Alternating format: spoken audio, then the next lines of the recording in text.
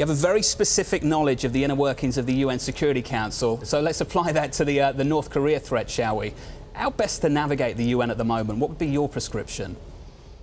You just got to find as much common ground as you can, because obviously there are differences between Russia, China on the one side, the US on the other.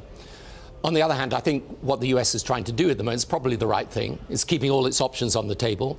It's doing as much as it can by diplomacy, but it's also, frankly, going to be working very hard behind the scenes with China. Excuse me. So how do you encourage the likes of China, a veto-holding member of the UN Security Council, to actually come to the table and engage in the way you want them to? I think what you've got to do with China is you've got to reassure them that you've got no designs of a strategic nature on the Korean Peninsula. You know, you're not trying to change the status quo on the Korean Peninsula, but you've got to persuade them that they have also an interest in ensuring that North Korea does not have this nuclear capability. And the Chinese, frankly, you know, from my discussions with them, they also understand that this is a highly unpredictable regime.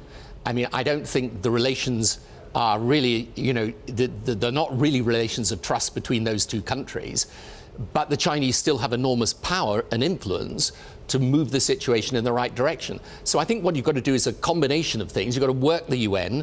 You've got to keep, I'm afraid, all the military options on the table, because you need this mixture of menace and diplomacy.